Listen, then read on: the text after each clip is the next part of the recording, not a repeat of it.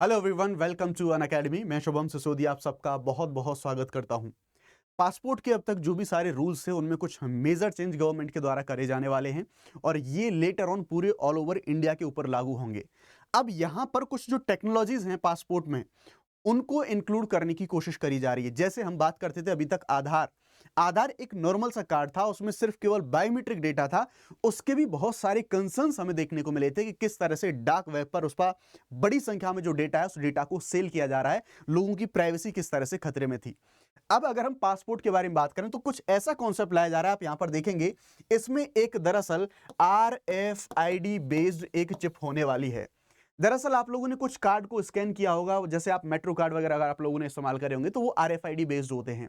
इसी चिप में आपकी पूरी की पूरी जो इन्फॉर्मेशन है वो इन्फॉर्मेशन होगी। ऑल दो जो कॉन्सेप्ट है वो कॉन्सेप्ट बेहतरी के लिए लाया जा रहा है, वो कॉन्सेप्ट अच्छी चीजों के लिए लाया जा रहा है, लेकिन इसको लेके कुछ चिंताएं हैं। अभी सिर्फ लोगों के द्वारा इसकी पॉजिटिवनेस के बारे में बात करी जा रही है कि भाई ये फायदा होगा, अच्छा होगा, इजी चीजें होंगी, ट्रांसपेरेंट होंगी, करप्शन नहीं होगा, इजी एक्सेस होगा, सब कुछ मैं उनके बारे में बात करूंगा। लेकिन यस, मैं जो कुछ कंसर्न्स हैं उन कंसर्न्स के बारे में बात करूंगा कि सरकार जो प्रोजेक्ट, सरकार की जो पूरी योजना है, ऐसे जो ई पासपोर्ट है उनको लॉन्च करने की, उसमें क्या क्या कंसर्न हो सकते हैं, उन सभी चीजों के बारे में बात करूंगे।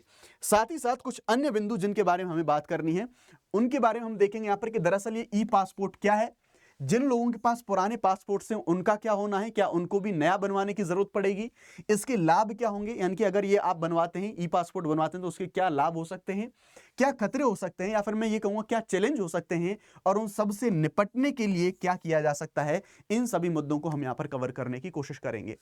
तो आप यहां पर देख सकते हैं e passport in India 2025, know the launch date, how to apply, eligibility, fees, registration process and benefit. बहुत सारे जो न्यूज़पेपर थे वहां पर ऐसे जो आर्टिकल्स हैं, ऐसे आर्टिकल्स आपको यहां पर देखने को मिलेंगे।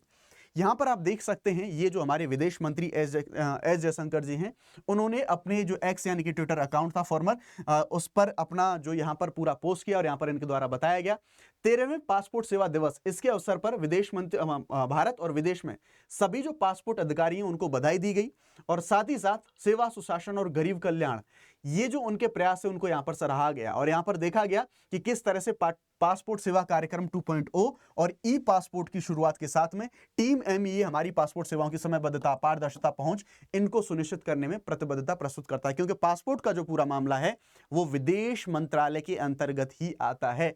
तो यहां पर उनके द्वारा इस तरह से सारी चीजों को बताया गया। आइए देखते हैं, जानते हैं। तो यहां पर इसको दरअसल 2.0 यानी कि जो वर्जन है पासपोर्ट सेवा प्रोग्राम 2.0, इसके तहत जो ई पासपोर्ट्स हैं इनको देश भर में लागू करने की जो डिक्लेरेशन है, जो घोषणा है, वो विदेश मंत्री जी के द्वारा भी करी गई। उन्होंने एक्स पर अपना जो पासपोर्ट अधिकारी उनकी सराहना करते हुए ये पूरी की पूरी घोषणा को यहां पर उनके द्वारा दिया गया। अब देखेंगे कि दरअसल ये जो ई पासपोर्ट योजना है ये कहां कहां पर लागू हो रही है, क्या क्या जो फायदे हैं वो यहां पर होने वाले हैं, और कौन कौन से जो स्टेट्स वगैरह हैं वो इससे जुड़े होंगे। तो देखो, शुरुआत के तौर पे बात करें तो ये पायलट प्रोजेक्ट के रूप में इसको जो है लॉन्च करा जा रहा है, लेकिन एक समय के बाद लेटर ऑन ये पूरे के पूरे जो ऑल ओवर इंडिया में इसको एग्जीक्यूट करा जाएगा, बहुत जल्दी पूरे देश में होगा। अभी हाल फिलहाल में कुछ रीजनल पासपोर्ट ऑफिसेज हैं, जैसे कहां कहां पे, तो ये कुछ जो एरियाज हैं जहां पर अभी हाल फिलहाल में जो ई पासपोर्ट्स हैं उनका संचालन हमें यहां पर देखने को मिलेगा। एक समय के बाद ये पूरे के पूरे देश में ये लागू हो जाएंगे। बात करते हैं दरअसल ये ई पासपोर्ट एक्चुअल में है क्या। तो इस ई पासपोर्ट के बारे में बात करें तो जैसा नॉर्मल पासपोर्ट होता है, एक कागज होगा, एक डिजिटल पासपोर्ट होगा जिसमें RFID चिप लगा होगा। क्या होता है ये RFID? तो ये रेडियो फ्रीक्वेंसी आइडेंटिफिकेशन जो होता है, जैसे हम बोलते हैं ID कार्ड जिसको हम बोलते हैं। तो दरअसल इसमें होता क्या है, जस्ट फॉर एग्जांपल इसमें RFID लगा है, आप एक जगह पर इसको स्कैन करेंगे, सारी डिटेल, पूरी डिटेल उसमें पहुंच जाएगी। तो इस तरह से RFID टेक्नोलॉजी काम करती है। ये चिप पासपोर्ट धारक की पूरी पर्सनल और साथ ही साथ बायोमीट्रिक जो डिटेल्स हैं उनको सुरक्षित रखेगी। तो यहां पर ये जो कुछ इस प्रकार की चिप की जो बात करी जा रही है, इसमें आपकी सारी की सारी बायोमीट्रिक, आपका जो फिंगरप्रिंट है, आपकी आंखों की पुतलियां हैं, स्कैनिंग्स हैं, वो सब की सब इसमें स्टोर रहेंगी। पासपोर्ट के सामने कवर पर नीचे की ओर एक गोल्डन चिन्ह भी दिखेगा जो इसकी पहचान बनेगा। जैसे यहां पर देख सकते हैं कुछ ऐसी बात है कि यहां पर या फिर इस तरह से जो एक यहां पर गोल्डन चिन्ह लगाया जाएगा, इससे यह प्रमाणित होगा कि ये ई पासपोर्ट है। अब ठीक है, ये तो हमने बात कर ली, ये ई पासपोर्ट ऐसे बनेगा। अब जिन लोगों के पास ऑलरेडी पासपोर्ट्स हैं, ऑलरेडी पुराने पासपोर्ट्स हैं, उनको क्या करना होगा, तो उनके बारे में बात करें।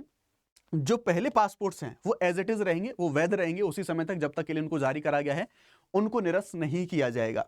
अगर आपने आवेदन किया है और वो पासपोर्ट कार्यालय तकनीकी रूप से सक्षम है तो आपको ई पासपोर्ट जो है वो मिल सकता है, लेकिन पुराने वाले हैं वो एज इट इज बने रहेंगे। अब इसके जो कुछ खतरे हैं, इसके फायदे क्या होंगे, उनके बारे में बात करूंगा। फिर जो डेंजर है, जो हर व्यक्ति को जानना चाहिए, इसके जो खतरे हैं उनके बारे में हम बात करेंगे। लेकिन उससे पहले हम यहां पर बात करने चाहेंगे, यूपीएससी सीएससी की प्रिपरेशन में अनअकैडमी आप सबके लिए लेके आया है 19,999 रुपए में 12 महीने के एक्सटेंशन के साथ में। जो हमारे प्लस सब्सक्रिप्शन हैं उनको आप शुभ 50 कोड लगा के मैक्सिमम डिस्काउंट आप अवेल कर सकते हैं। साथ ही इस दिए गए मेल पर आप डायरेक्टली मुझसे कनेक्ट कर सकते हैं अपनी किसी भी प्रिपरेशन के बारे में।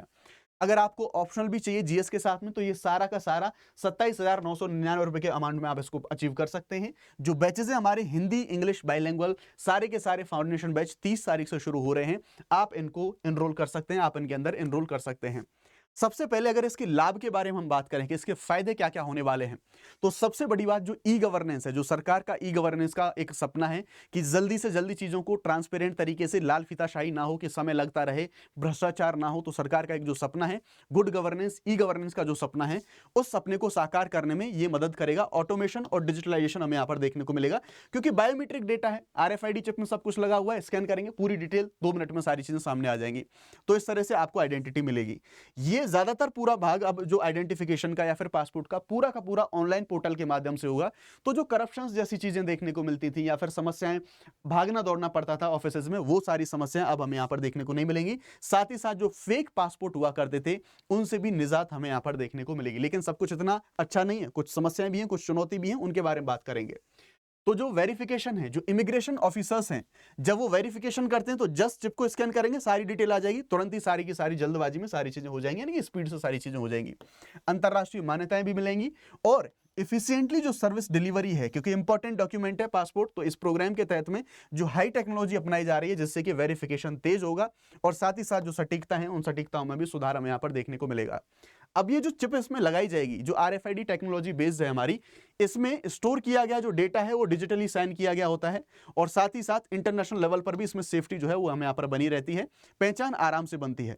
साथ ही साथ इंक्लूसिवनेस इसमें आपको देखने को मिलती है, यानी कि जो हम बात कर रहे हैं यहाँ पर कि ये जो छोटे छोटे शहरों से यहाँ पर चीजों को शुरू करा गया, सो दैट छोटे शहरों के जो लोग हैं वो भी पासपोर्ट का जो लाभ है वो लाभ उठा सकें, वो अपने पासपोर्ट को बनवा सकें। ठीक है, लेकिन जैसा मैंने कहा कि पूरा वाइट कुछ भी नहीं है, कुछ ब्लैक पार्ट भी है। जब भी कोई तकनीकी आती है तो अपने फायदों के साथ अपने जो नुकसान है, अपनी जो चिंताएं हैं, अपने जो मुद्दे हैं, चुनौतियां हैं, उनको भी साथ में लेके आती है।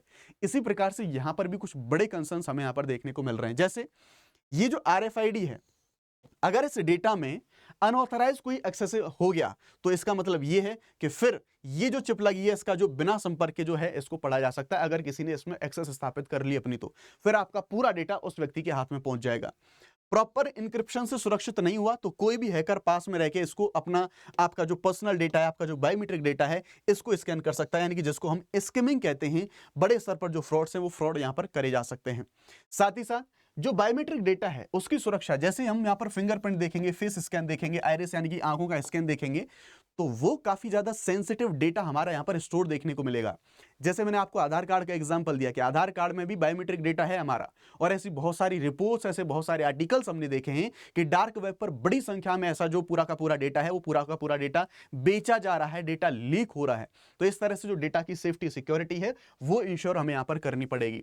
तो सिंपल सी बात, अगर ये डेटा किसी भी साइबर अटैक में लीक हो गया गलती से, तो इसे बदला नहीं जा सकता, जैसे कि पासवर्ड को बदलते हैं। क्यों? क्योंकि बायोमेट्रिक डेटा तो एज इट इज है हमारा, वो तो बदलने से रहे हम उसको। इमिग्रेशन फर्जी सत्यापन, अगर किसी देश का इमिग्रेशन जो ऑफिस है वो अगर किसी अनसेफ डिवाइस का यूज करेगा तो चिप से डेटा निकाल के क्लोन पासपोर्ट बनाना इजी हो सकता है, और फिर उन क्लोन पासपोर्ट के बेसिस पर क्रिमिनल एक्टिविटीज को करना एक वो भी बड़ा खतरा हो सकता है। साथ ही देखेंगे आइडेंटिटी थेफ्ट, यानी कि आपका पासपोर्ट है, किसी ने हैक करा, अब वो आपकी आइडेंटिटी के बेसिस पर कुछ भी क्राइम करे उसके लिए जिम्मेदार आप हैं, तो आपकी पहचान की चोरी हो सकती है, गलत इस्तेमाल हो सकता है। साइबर साक्षरता लोगों में नहीं है, उन्हें ये नहीं पता होता कि कैसे अपने ई पासपोर्ट की सुरक्षा वो कर सकते हैं। फिशिंग, सोशल इंजीनियरिंग, झूठे पोर्टल, इनके माध्यम से लोग अपने डेटा को चोरी का शिकार होने से बहुत मुश्किल से बचा सकते हैं। कुछ बहुत आम और बहुत नॉर्मल कुछ जो सॉल्यूशंस हैं उनको लोग अपना सकते हैं। तो वो क्या हो सकते हैं? यहाँ पर एडवांस इंक्रिप्शन और सुरक्षा मानकों का उपयोग करा जाए गवर्नमेंट के द्वारा, सो दैट कोई भी अनऑथराइज कोई एक्सेस है उस डेटा का ना ले सके। आरएफआईडी ब्लॉकिंग कवर का उपयोग करा जाए, यानी कि आरएफआईडी ऐसा नहीं कि कोई भी इस डेटा को पहुंच ले, अपने मतलब कंट्रोल में कर ले। सरकारी जो पोर्टल्स हैं उनका ऑथेंटिकेशन जो है वो बढ़ाया जाए, उनको और ज्यादा स्ट्रॉन्ग बनाया जाए, सो दैट उनमें एंटर करना इतना आसान ना हो। साइबर सुरक्षा जागरूकता, ज़्यादा से ज़्यादा जो अवेयरनेस है वो ज़्यादा से ज़्यादा लोगों में अवेयरनेस फैलाई जाए, सो दैट इसका इस्तेमाल कैसे करना है वो इस्तेमाल लोगों के द्वारा आसानी से किया जा सके। सो ये कुछ बदलाव हैं, अगर ऐसे कुछ बदलाव होंगे तो डेफिनेटली इनके साथ कुछ चैलेंजेस, कुछ मुद्दे, कुछ समस्याएं जो कि बड़े स्तर पर हो सकती हैं, वो भी साथ में यहाँ पर आने वाली हैं। तो दोनों हमारे जो पहलू हैं, दोनों सिक्के के दोनों पहलू हैं, अच्छा भी होगा, बुरा भी होगा। बस ज़रूरत है कि गवर्नमेंट को थोड़ा सावधान, उसके साथ साथ जो हमारे नागरिक हैं, हमें भी अपने लेवल पर थोड़ा सा सावधान रहना होगा। Thank you very much. जय हिंद, बाय बाय।